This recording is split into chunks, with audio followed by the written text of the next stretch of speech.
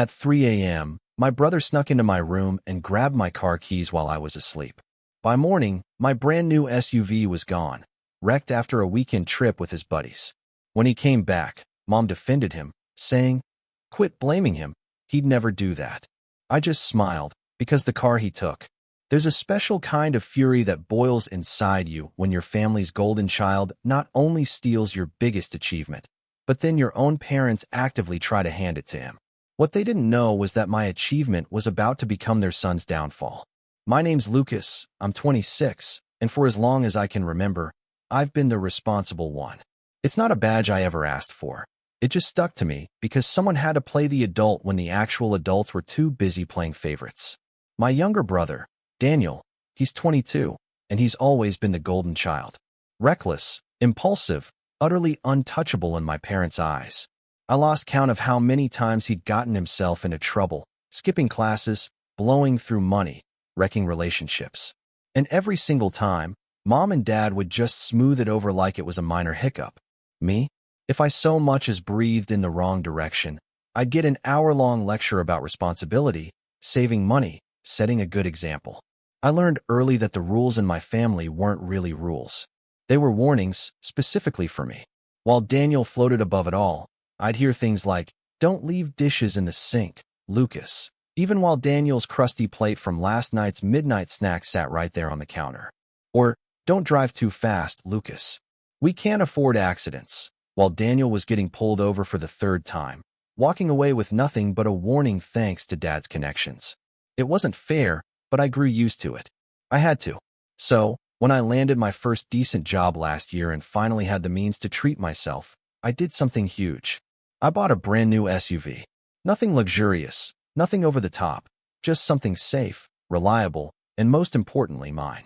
I'd been saving for years, driving my old beat-up sedan, while Daniel went through 3 different cars in 4 years because he couldn't keep them intact. That SUV was my milestone. It wasn't just a car, it was proof that I could build something for myself, something no one could take away. Of course, the moment I drove it home, Daniel was all over it. "Man, this is sick," he said, running his hands over the hood like it belonged to him. "We're definitely taking this on our next trip." I laughed it off, thinking he was joking, but I saw the glint in his eyes. He wasn't admiring my car. He was staking a claim. Mom, standing nearby, just chuckled. "Don't be greedy, Lucas. Let your brother enjoy it, too." As if the thousands of dollars I spent didn't mean anything. As if all those late nights working overtime could be brushed aside because Daniel wanted to enjoy it. I made it clear, no one drives it but me. My tone was firm, maybe firmer than I usually allowed myself to be around my family, but it had to be said. Daniel just smirked, that infuriating smirk that makes you wonder if he's already planning to ignore you. Mom frowned at me like I was being unreasonable, but I stood my ground. If I didn't protect what I earned, who would? Still, that night, I had a hard time sleeping. It wasn't paranoia, exactly, but a gnawing sense that I couldn't fully trust the situation. I'd caught Daniel eyeing my keys before, and he'd borrowed things without asking in the past. My laptop, my tools, even cash from my wallet when we were teenagers. He'd always deny it until I cornered him with proof. Even then, Mom would just say, "He's young. Let it go, young or not."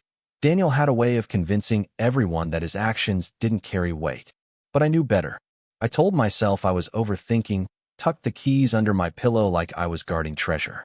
But somehow, in the haze of those early morning hours, I must have let my guard down. When I woke up around 7 the next day, groggy and confused by the strange emptiness outside, my stomach dropped.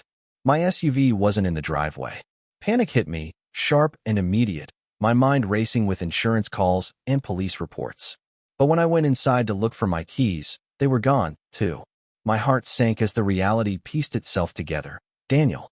The rage that hit me was almost overwhelming. It wasn't just about the car. It was the principle of it all. I'd worked for that SUV, guarded it, warned him not to touch it. And still, in the middle of the night, he'd taken what wasn't his. I stormed into the kitchen where Mom was already making breakfast, humming like nothing was wrong. "Where's Daniel?" I demanded, my voice sharper than I intended. She looked at me with that weary expression she reserved for when she thought I was overreacting. "He went on a weekend trip with some friends," she said, stirring her coffee. "Why?" My hands clenched. He took my car. My SUV. The one I told him not to touch. She barely blinked. Don't be ridiculous, Lucas. He wouldn't do that. It was like a slap in the face. The SUV was gone. The keys were gone. And still, she denied it. That familiar wave of disbelief and frustration crashed over me. For years, I'd been told to let things go, to swallow the unfairness. But this wasn't some dirty dish in the sink. This was my car. I wanted to scream, to shake her until she admitted what we both knew. Instead, I stared at her, trying to process the sheer audacity. The car is gone, Mom. He took it. Don't defend him this time. But she only sighed, patting my arm like I was a child throwing a tantrum. Lucas, stop blaming him. He would never do that. And in that moment, something shifted in me. I didn't argue. I didn't shout. I just stood there, my chest tight with anger, but my face carefully calm. I smiled, because while she brushed me off, I already knew something she didn't. The SUV Daniel had driven off with wasn't exactly the car he thought it was. And that secret was going to change everything. When I walked out of the kitchen that morning, Mom's words followed me like a curse. He would never do that. She said it with such conviction, as if denial could bend reality to her will. I knew better. The empty driveway outside was proof enough. But what stung wasn't just Daniel's betrayal. It was the way Mom refused to acknowledge it. Again. Always again. The hours crawled by with no word from him. I tried to distract myself, pacing around the house, sipping coffee that went cold in my hands. I kept replaying the same thoughts. The payments I had set up for the SUV, the long hours I'd worked, the sacrifices I'd made. That car wasn't a toy. It wasn't a shared family vehicle. And yet, that's exactly how Daniel was treating it. By noon, I couldn't take it anymore. I called his phone, straight to voicemail. Texted him. No response. The silence wasn't surprising. It was strategic. Daniel knew that if he ignored me long enough, by the time he returned, Mom and Dad would have already smoothed things over, and I'd be painted as overly dramatic for still being upset. It was the same cycle I'd lived through for years. When Dad came home from work, I thought maybe he'd back me up. He'd always been the quieter one in these family disputes, but I held out hope. I cornered him the second he walked in. Dad, Daniel took my car, my SUV. He left at night and hasn't answered me all day. Dad didn't even flinch. He set his briefcase down and rubbed his temples. Lucas, your brother's just blowing off steam. Don't make this into a big fight. He'll bring it back. I stared at him, floored. Don't make this into a big fight? He stole my car, Dad. That is a big fight. Lucas, his tone was low, warning. You're too rigid sometimes. You've got to learn to share. He's your brother. That word, share, ignited something bitter in me. Share. As if Daniel and I were equals in this. As if I hadn't paid every single dime for that car. As if my years of careful saving were somehow less important than Daniel's whims. I wanted to laugh at the absurdity, but it wasn't funny. It was suffocating. Later that evening, while I was sulking in my room, I overheard Mom and Dad talking in the living room. Their voices were low, but the walls in our house weren't exactly soundproof. Lucas is always so uptight about these things, Mom muttered. It's just a car. Dad sighed. He'll get over it. Daniel's young. Let him enjoy himself while he can. The words stabbed deeper than I expected. It's just a car. No, it wasn't. It was independence. It was dignity. It was the one thing I could point to and say, I did this on my own. And in one night, Daniel had stripped me of it, with their blessing. 3 days passed. 3 days of no car, no word from Daniel, and a suffocating atmosphere at home where any mention of the SUV was met with silence or scolding. Mom even had the audacity to suggest, why don't you just use my car for now? Stop sulking. As if the problem was my attitude and not the fact that their golden child had stolen from me. Finally, on the 4th evening, I heard the familiar crunch of tires in the driveway. My pulse quickened as I rushed to the window. There it was, my SUV. Except it wasn't the same. The front bumper was cracked, the side mirror was dangling, and the shine I had polished just days ago was now dulled by streaks of mud and careless scratches. My chest tightened, fury rising like a tidal wave. Daniel stumbled out of the driver's seat, laughing with his friends as if nothing was wrong. He tossed the keys in the air, caught them, and pocketed them without a glance at me. My SUV looked like it had been through a battlefield, and all he did was grin. I stormed outside. What did you do to my car? Daniel turned, feigning innocence. Relax, man. We just took it for a spin. You're overreacting. Overreacting. I stepped closer, pointing at the cracked bumper. Look at this. You wrecked it. He shrugged. It's just a scratch. Don't be so dramatic. His friends snickered behind him, fueling his smugness. Mom came rushing out, drawn by the commotion, and before I could even get a word out, she was already taking his side. Lucas, stop yelling at your brother. You'll scare the neighbors. Mom, look at the car. My voice cracked with anger. He destroyed it. Her gaze flickered to the SUV, but instead of outrage, there was only mild disapproval, like I'd pointed out a smudge on the wall. It's not that bad. Cars can be fixed. What matters is that Daniel is home safe. Safe. That was her priority. Not the thousands of dollars worth of damage. Not the complete disregard for my boundaries. Just Daniel's safety. Dad joined us a few minutes later, his face tightening at the sight of the SUV, but even then, his words betrayed the bias. Daniel, you need to be more careful, he said in a measured tone before turning to me. Lucas, don't blow this out of proportion. We'll figure something out. Figure something out. That was code for Lucas will swallow the cost while Daniel walks away unscathed. That night, Daniel swaggered into the house like a conquering hero, boasting about the trip to anyone who would listen. He left pizza boxes and empty soda cans in the living room, treating the house like his personal dumping ground while Mom doted on him, asking if he needed money for gas or food. I sat there, my insides churning, invisible in my own home. But beneath the hurt and anger, something else started to take root. A quiet, simmering resolve. I'd played the role of the responsible one my whole life. I'd taken the punches, swallowed the unfairness, and told myself to endure. But this was different. Because Daniel didn't just cross a line, he bulldozed through it. And Mom and Dad weren't just blind, they were complicit. As I sat in my room that night, staring at the dented hood through the window, I realized this wasn't going to be swept under the rug like all the other times. Not this time. And when I smiled to myself, it wasn't because I forgave him. It was because I knew something none of them did. The car Daniel thought he ruined wasn't the leverage he believed it to be. It was the beginning of something much bigger. The house didn't feel like home anymore. It felt like enemy territory. Every word I spoke was twisted into nagging. Every justified frustration dismissed as overreacting. Meanwhile, Daniel strutted around as if he had earned the SUV himself, boasting to his friends about his ride, like it wasn't purchased with years of my sacrifices. For a while, I tried to bite my tongue, to convince myself that maybe I could fix the car, move on, and create some distance between us. But then the betrayal came deeper, sharper than anything I'd expected. It started with the insurance.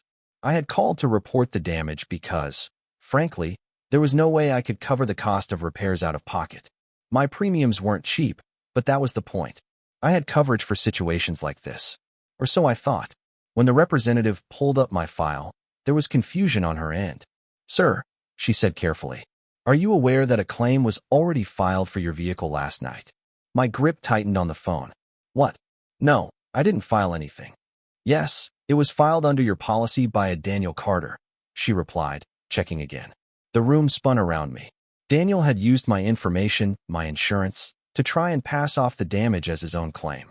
Worse, the adjuster explained that the story didn't add up. He said he was the primary driver on the vehicle. We flagged it because that didn't match our records. I hung up the phone with a sickening realization. It wasn't just about the car anymore. Daniel wasn't content with wrecking it. He wanted to rewrite reality, to make it his. He was trying to take ownership of something he had no right to, dragging my finances and credibility down with him. When I confronted him, his reaction made my blood boil. He was sitting on the couch scrolling through his phone, legs kicked up like a king on his throne. You use my insurance? I asked, voice low and trembling. He didn't even look up. Yeah, chill out. It's not a big deal. Not a big deal. You filed a fraudulent claim in my name. Do you understand what could happen if? He finally looked at me then, eyes narrowing in that infuriating way. Lucas, you're so uptight. You've got no idea how the world works. Nobody cares who files what. I was fixing the problem for you. Fixing the problem. That was his justification. My hands shook as I clenched them into fists, not out of fear, but out of the sheer effort it took not to explode. When I turned to Mom and Dad, desperate for someone, anyone, to acknowledge the gravity of what he'd done, their response was the nail in the coffin. Mom crossed her arms, glaring at me. Lucas, stop making everything into a drama. He was just trying to help. Why can't you be more like your brother? Relaxed. Easygoing. Dad nodded, adding, You're overreacting again. This is exactly what I meant about you needing to share more. You're too possessive. Share more. Possessive. Their words twisted the knife deeper. They weren't just defending him anymore. They were vilifying me for wanting respect, for wanting my boundaries, my property, my hard work recognized. That night, I found out just how far their favoritism could go. I was in my room, door cracked open, when I overheard Mom and Dad talking with Daniel in the kitchen. Their voices carried down the hall. Don't worry about your brother, Mom said soothingly. He'll cool off. He's always been dramatic. Exactly, Dad chimed in. And honestly, Daniel, maybe it would be better if you just use the SUV. You're the one who goes out, has fun, lives life.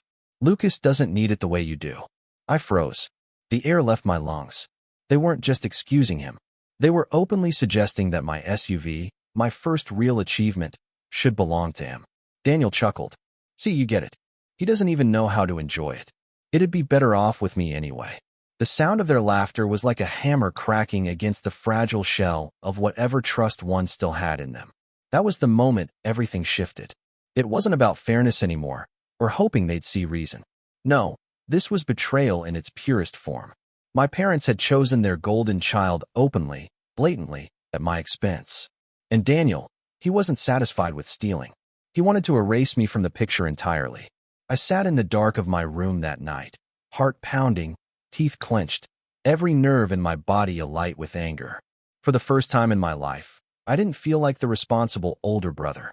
I felt like someone betrayed enough to break, someone finally ready to stop swallowing the unfairness and start plotting. Because they had no idea that I wasn't powerless. They thought I was the predictable one, the quiet one who would always back down.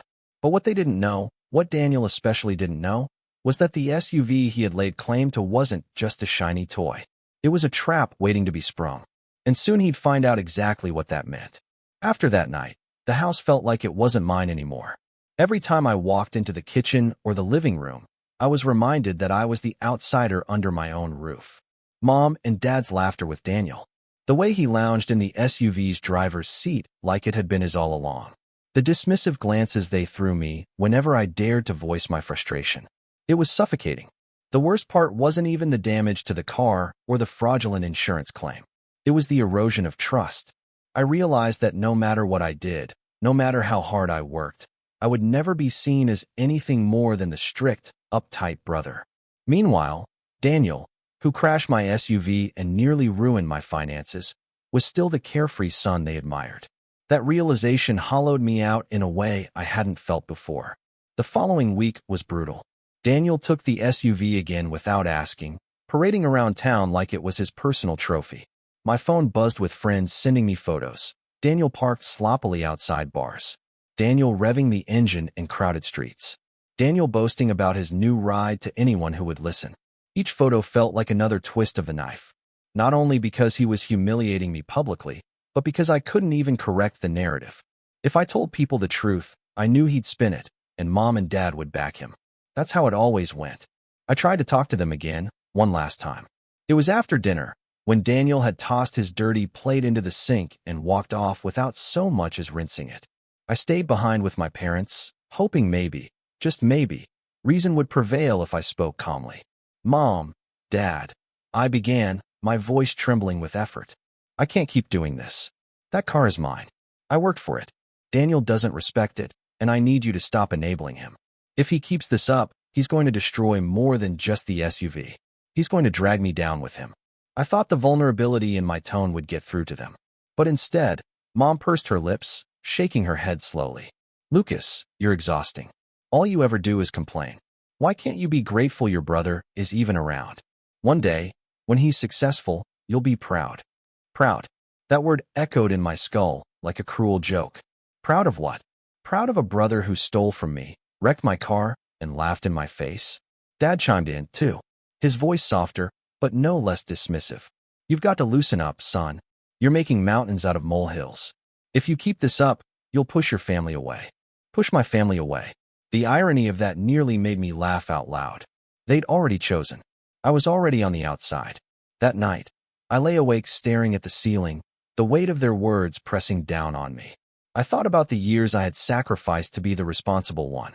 The nights I stayed in to save money while Daniel blew cash on parties. The times I bailed him out of trouble even when I knew he deserved the consequences. And now here I was, branded as the villain in my own story. It was my rock bottom. The next morning, Daniel swaggered into my room without knocking, tossing the SUV keys onto my desk. "By the way, you're low on gas. You might want to fill up before you drive it again," he said with a grin. "Oh, and my buddies love the ride. They said I should bring it next weekend, too." He walked out before I could even respond, his laughter trailing behind him. I stared at the keys, my blood boiling, my chest tight. That was the moment something inside me snapped. Not into an explosion of anger, but into something colder, quieter. I stopped arguing, stopped pleading, stopped wasting my breath. If they wanted me to be the villain, then I'd play the part, but on my own terms. I realized there was no point fighting for their recognition anymore. I wasn't going to win a battle against years of favoritism. Instead, I started planning. I began researching late into the nights, insurance loopholes, property laws, ways to protect myself financially from Daniel's recklessness. I dug through my paperwork, set up new passwords, and quietly began moving pieces into place. I didn't announce anything. I didn't slam doors or make threats.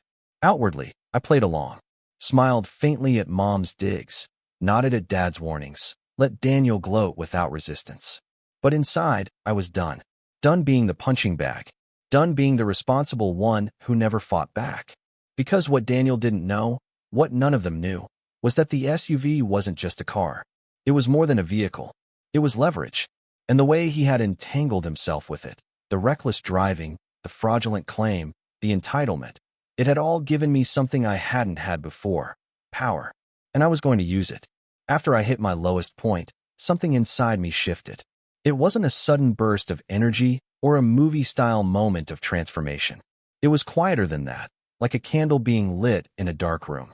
I realized that if I kept begging for respect from people who had no interest in giving it, I'd be stuck in this loop forever. So instead of trying to pull them toward me, I started pulling myself away. The first step was distance. Not physical, not yet, but mental. I stopped letting their words sink into me like knives.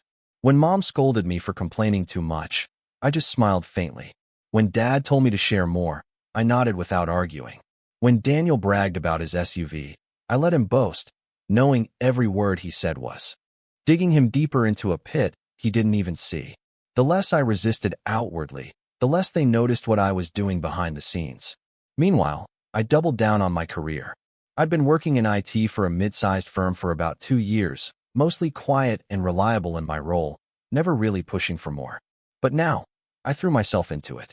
Late nights that used to feel exhausting became purposeful. Projects that others avoided, I volunteered for. My manager started noticing.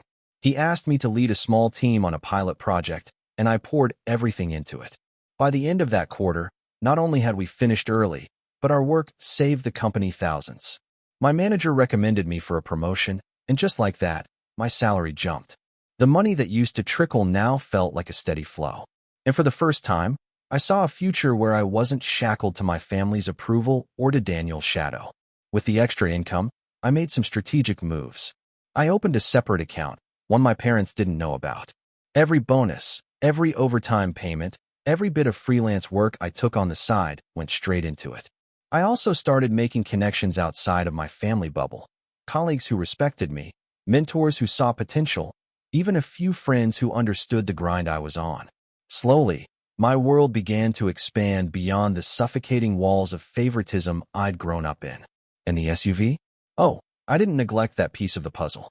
After Daniel's fraudulent claim, I quietly contacted my insurance company and set stricter controls on the policy. I didn't tell Daniel. I didn't tell Mom or Dad. Instead, I documented everything. Photos of the damage, emails with the insurance rep, even timestamps from neighbors who saw Daniel driving recklessly. Every piece of evidence went into a neat folder, digital and physical. At the same time, I installed a tracker in the SUV. Again, no one knew. Every time Daniel took the car out, I had a record of where he went, how far, and how long. It was tedious at first, watching his trail of irresponsibility, but I knew it was valuable. He thought he was untouchable, but I was quietly building a case. Brick by brick, life outside the house began to look brighter. I treated myself not with flashy things, but with small victories that were mine alone. A new laptop bought outright, dinners with colleagues where I could laugh without feeling judged, a gym membership that became my outlet for stress. My health improved. My confidence grew. For once, I wasn't the background character in my own life. And the more I pulled myself up, the more I noticed Daniel unraveling. The SUV wasn't enough for him. He wanted more attention, more money, more indulgence. He started borrowing from friends, bragging about investments he didn't understand, and throwing parties that left the house trashed. Mom and Dad still defended him, of course, but I could see the cracks forming. His recklessness wasn't charming anymore. It was becoming costly. I stayed quiet, patient, letting him dig deeper, letting my parents excuse more and more until even they looked tired. One evening, while Daniel was out with the SUV again, I overheard Mom on the phone with a relative. Her voice was tight, almost defensive. Daniel just needs time. Yes, we know he's made mistakes, but he'll grow out of it. Lucas, oh, he's fine. Always fine. Always fine. That phrase stuck with me. They saw me as the one who needed nothing, who absorbed every blow without complaint. And in a way, they weren't wrong anymore. I didn't need their validation. I was building something stronger than their approval, a foundation they couldn't shake.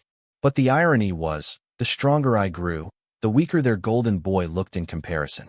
He didn't even notice it yet, but the balance of power was shifting, slowly, quietly, inevitably. Because while he played the role of the carefree brother, I was becoming something else entirely. Someone with proof, with stability, with leverage. And the day would come when he'd find out just how much power I had gained, using the very SUV he thought he had stolen from me. The months that followed felt like I was living a double life. On the surface, nothing had changed. Daniel still strutted around with his hollow confidence, tossing my SUV keys like they were his birthright. Mom still coddled him. Dad still brushed off my concerns. And I still played the role of the quiet, responsible one who didn't need anything. But beneath that calm exterior, I was stacking cards, building something far more dangerous than they realized. The promotion at work opened doors I hadn't expected. With my new role, I gained access not only to more resources, but also to connections, financial advisors, legal contacts, even a colleague who used to work in fraud prevention for an insurance company. I didn't blurt out my situation right away. Instead, I listened. I asked questions. And slowly, I began to understand just how deep the consequences could go for someone who filed fraudulent insurance claims or repeatedly drove recklessly under someone else's policy.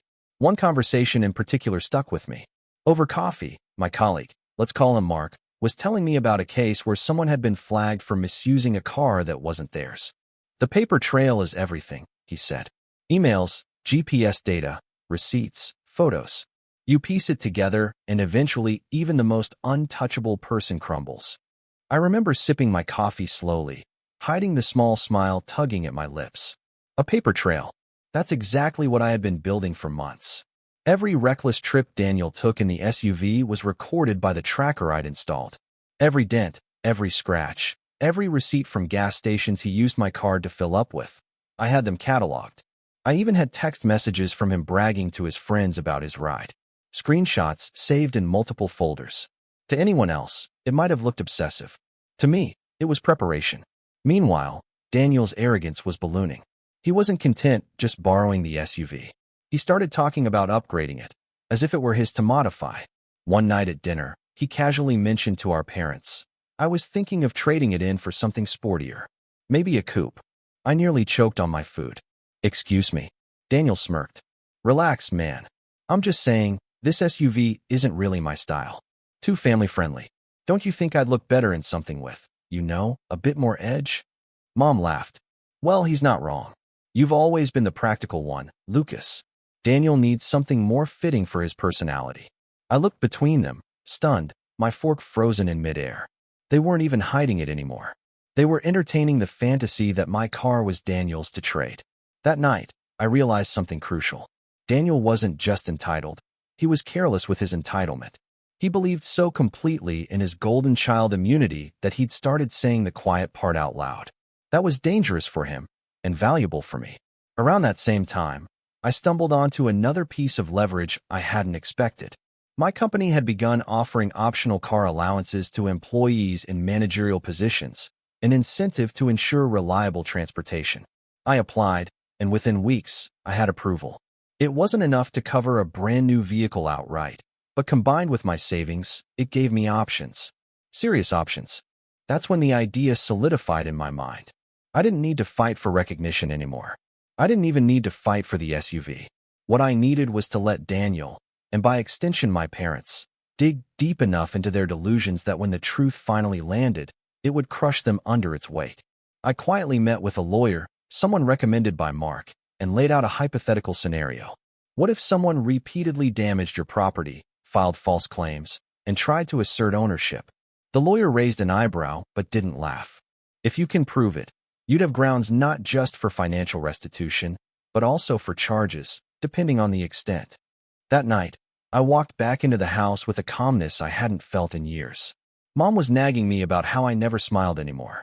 Daniel was bragging about his weekend plans, and Dad was glued to the TV. I just nodded, smiled faintly, and went upstairs, because I knew something none of them did. I was no longer just the responsible older brother. I was someone with documented proof, legal advice, and a financial cushion that freed me from needing their approval. And most importantly, I was patient. Daniel thought he had all the power because he had the keys. But the keys didn't matter anymore. What mattered was the trap I was building around him, one he couldn't see until it was too late. Sooner or later, he'd walk right into it. The breaking point came on a Friday night. One of those evenings where the house was filled with the sound of Daniel's laughter and the clatter of his friends taking over the living room. I had just come home from a long day at work. Productive, fulfilling, but exhausting. And the last thing I wanted was another reminder of how little respect I had in this house. Yet, there it was, Daniel tossing the SUV keys in the air while bragging about his plans for the weekend.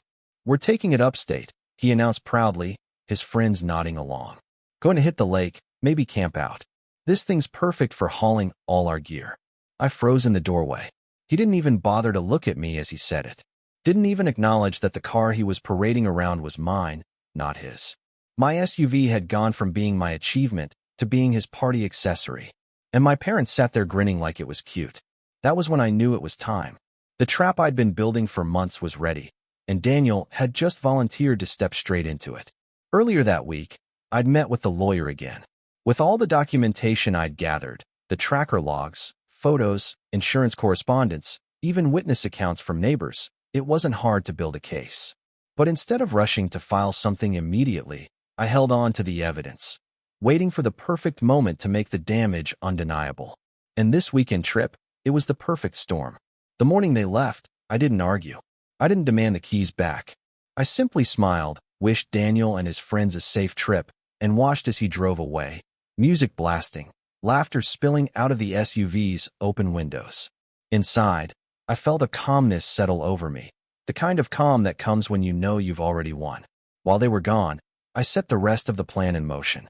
I sent the tracker data and photos to my lawyer, including Daniel's itinerary, which I'd gleaned from overhearing his loud conversations. I even had screenshots of his texts bragging about borrowing the car for the weekend. The lawyer advised me to call the insurance company directly, not to file another claim, but to formally report unauthorized use and fraud tied to Daniel's previous attempt. "Once you make the call," my lawyer said, "you're no longer the one chasing the problem. The system will chase him." And so I did. Calm, polite, precise. I laid out everything to the insurance rep. By the end of the call, they confirmed Daniel's name was already flagged in their system. "Thank you for confirming, Mr. Carter," the rep said. "Rest assured, this will be escalated." By Sunday evening, when the SUV finally pulled back into the driveway, it was in even worse shape than before. A cracked tail light, mud caked along the tires, fast food wrappers spilling out of the back. Daniel stumbled out, sunburned and smug, his friends laughing like they just returned from a victory lap. "Man, this thing is a beast." Daniel grinned, slapping the hood. "Don't worry, bro. I'll get it washed tomorrow." I didn't respond with anger this time. I simply smiled, calm, measured, almost amused. "Glad you enjoyed yourself." That night, while Daniel crashed in his room and my parents hummed with their usual pride, I sat quietly at my desk. I pulled up the tracker app, downloaded the weekend's data, and sent it to my lawyer with one final note. He's crossed the line again. Proceed. The next few days unfolded with a strange sort of satisfaction. A letter arrived addressed to me, but when I opened it, it might as well have been written directly to Daniel. The insurance company was formally investigating fraud and unauthorized use tied to my vehicle. The words were heavy, official, the kind of language you couldn't wave off with a laugh or a shrug. I didn't show Daniel. Not yet. Instead, I tucked the letter neatly into my folder of evidence, waiting. But my revenge wasn't just about legal consequences. It was about shifting the balance of power. At work, I'd finalized my car allowance paperwork, and within a week, I was approved for a new vehicle through the company program. A fresh start. And here's the best part. I deliberately didn't trade in the SUV. No, I kept it under my name, fully documented, battered as it was, because it wasn't just a car anymore. It was Exhibit A. When Daniel tried to take the keys again that weekend, I let him hold them in his hand for a moment before calmly saying, "Actually, the SUV is off limits now. Company policy. I'll be driving the new one. Insurance doesn't allow unauthorized drivers anymore." His grin faltered. "What do you mean? I've been driving it for months." "Exactly," I said, meeting his eyes. "And that's over." He laughed, trying to brush it off, but there was a flicker of doubt in his expression, the first crack in his smug facade. Mom swooped in, of course, scolding me for being selfish and telling me to stop holding grudges. But this time, I didn't argue. I just smiled and walked out with the new keys in my pocket. Because the real blow hadn't landed yet. And when it did, it wouldn't just knock Daniel down. It would shake the pedestal my parents had built for him to the ground. The fallout didn't come all at once. It arrived in waves, each one stronger than the last, until even my parents, so determined to keep Daniel untouchable, were forced to face reality.